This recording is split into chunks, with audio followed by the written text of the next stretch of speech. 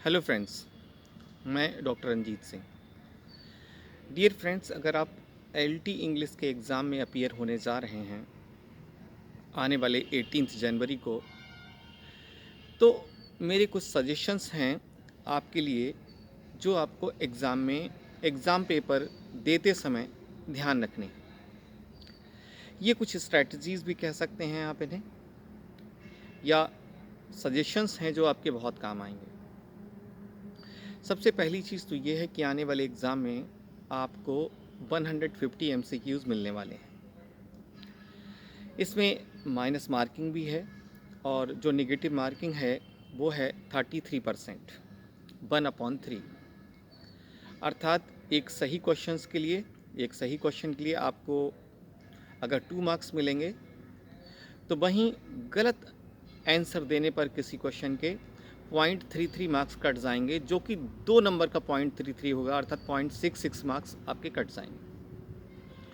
तो ऐसे question paper में हमें एग्ज़ाम में बैठते समय जहां हमारी नौकरी का सवाल हो, किन किन पॉइंट्स का हमें ध्यान रखना है, यही मैं चर्चा आपके साथ करूँगा।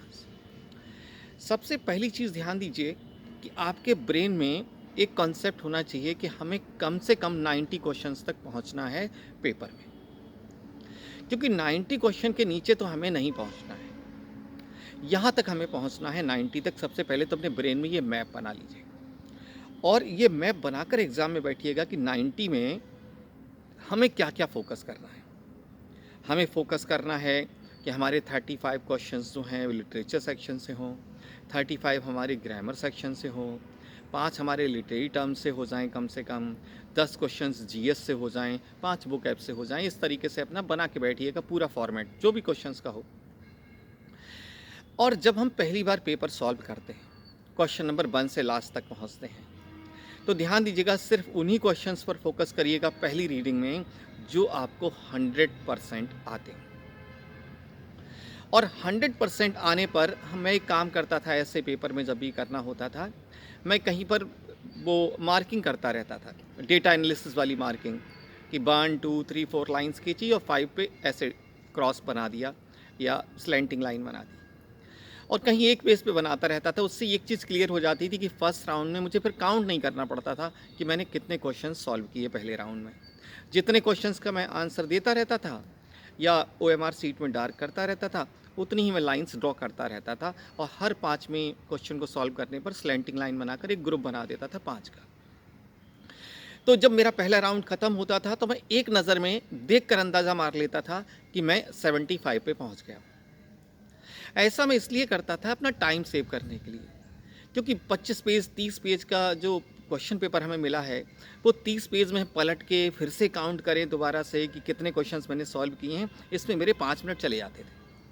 तो मैं उन 5 मिनट को सेव कर लेता था इस तरीके से, डेटा एनालिसिस वाला फार्मूला अपना के। पहला राउंड मैंने कर लिया, मान लीजिए जितने भी क्वेश्चंस मेरे से सॉल्व हुए। इसके बाद में जब हम लौटेंगे दोबारा से, तो हमेशा ध्यान रखिएगा आपका एक कोई कोर सेक्शन होना चाहिए। कोर सेक्शन का मतलब वो सेक्शन जो आपका बहुत स्ट्रांग हो। वो सेक्शन लिटरेचर सेक्शन हो सकता है, वो सेक्शन ग्रामर सेक्शन हो सकता है। मैं केवल इंग्लिश कैंडिडेट्स की ही बात कर रहा हूँ। अगर आपका कोर सेक्शन लिटरेचर है, तो आप लौटकर लिटरेचर सेक्शन पर ही आएंगे। अगर आपका कोर सेक्शन ग्रामर है, तो आप लौटकर ग्रामर सेक्शन पहले सॉल्व करेंगे। और ध्यान दीजिएगा 2 सेक्शन ऐसे हैं पेपर में जहां वोकैब है और जीएस है। इन सेक्शन को सिर्फ एक ही बार टच करेंगे आप, क्योंकि जीएस में आपको क्वेश्चन आता है तो आप सॉल्व कर पाएंगे, नहीं आता है तो छूट जाएगा। जाहिर सी बात है, वो एरिया आपका कोर नहीं हो सकता, वो आपके बहुत फोकस्ड एरिया नहीं हो सकता। कुछ स्टूडेंट्स का होगा, मैं उनकी बात नहीं कर रहा, मैं एक नॉर्मल स्टूडेंट की बात कर रहा हूँ। तो आपको जब लौट के आना है, तो अपने स्ट्रॉन्ग सेक्शन पे आना है, लौट के लिटरेचर पे या ग्रामर पे, और वहाँ फोकस करना है, क्योंकि वहाँ आप ज़्यादा बेहतर कर सकते हैं। उसके बाद दूसरे सेक्शन पे जाना है कोर के बाद, और उन सेक्शंस को नहीं टच करना है, जीएस वगैरह को। उन एक ही बार जो क्वेश्चंस आते हैं कर लिया, जो नहीं आता है छोड़ दिया। अब बात आती है उन क्वेश्चंस की जहां आपको डाउट है और आपने सॉल्व नहीं किया है, और आपको लग रहा है कि आप 90 तक नहीं पहुंचे हैं। आप क्या करें, और आप अनरिजर्व्ड कैटेगरी के स्टूडेंट हैं, क्योंकि मेरी सारी बातें अनरिजर्व्ड कैटेगरी के लिए ही होती हैं, सारी अनरिजर्व्ड बातें हैं, तो अनरिजर्व्ड कैटेगरी की बातें हैं। अब उन क्वेश्चंस की बात आती है जहां आपको डाउट है, जिनका आंसर आपको क्लियरली नहीं पता है, तो वहां आपको एलिमिनेशन थियरी अपनानी है।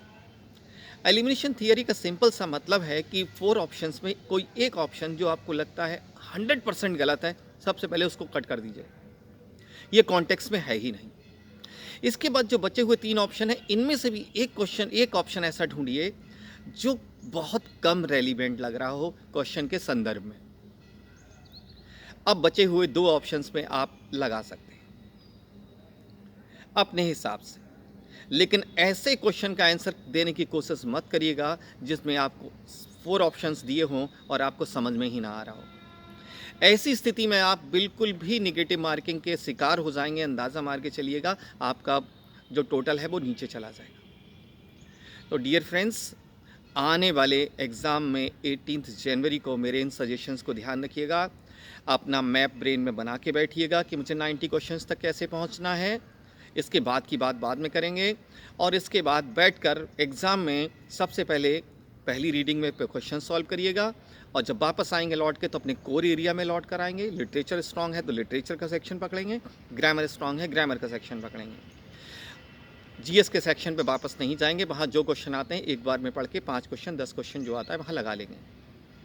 और डियर फ्रेंड्स, अपना बैलेंस नहीं खोएंगे। अपने आप को समय के हिसाब से इस स्थिति में बिल्कुल भी नहीं लाएंगे कि हौच पौच हो जाए, आपकी ओएमआर ख़राब हो जाए, आपकी कोई और स्थिति बने बिगड़े। ये था। और सबसे इम्पॉर्टेंट बात मैं लास्ट में कर रहा हूँ आपके साथ, अपनी ओएमआर को बहुत सही से भरेंगे। उसमें कोई भी रेलिवेंट इन्फॉर्मेशन आपसे छूटनी नहीं चाहिए कि आपका कैंडिडेचर ही रिजेक्ट हो जाए। ये सबसे पहले ध्यान रखेंगे, क्योंकि डियर फ्रेंड्स, कोई भी इन्विजिलेटर जो रूम में ड्यूटी कर रहा होता है वो आपकी किसी भी चीज़ के लिए जिम्मेदार नहीं है। अल्टीमेटली भुगतना आपको ही होता है, आपका ही कैंडिडेचर रद्द होगा। तो आपको सारी जानकारी बहुत neat and clean hand writing में भरनी है, ये सबसे पहले ध्यान रखना है। और क्वेश्चन पेपर जब आपको मिले तो इंस्ट्रक्शंस पीछे पलट कर ज़रूर पढ़ लीजिएगा, इंस्ट्रक्शंस में क्या लिखा है, वहाँ जल्दबाजी बिल्कुल मत करिएगा। तो डियर फ्रेंड्स, आने वाले एग्ज़ाम के लिए मेरी बेस्ट विशेस आपके साथ हैं। आप ज़रूर सफल होंगे। अगर आपने मेहनत की है तो आपका रिजल्ट बहुत अच्छा आएगा। Thank you friends, thank you very much.